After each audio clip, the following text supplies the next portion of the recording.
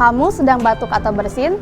Tahukah kamu, saat kamu batuk atau bersin, terjadi pelepasan virus dan bakteri dari dalam tubuh kamu, tepatnya dari saluran pernapasan, baik melalui udara maupun cairan dari dalam tubuh, yang dapat menular pada orang lain. Tapi jangan khawatir, kamu dapat mencegahnya dengan melakukan etika batuk dan bersin dengan benar.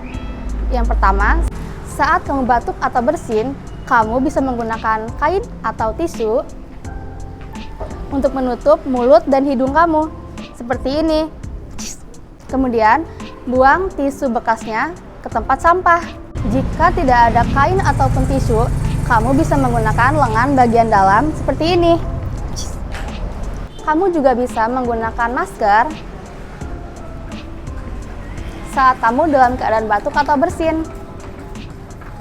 Kemudian, segeralah untuk cuci tangan menggunakan air mengalir dan sabun, atau kamu bisa menggunakan antiseptik berbasis alkohol.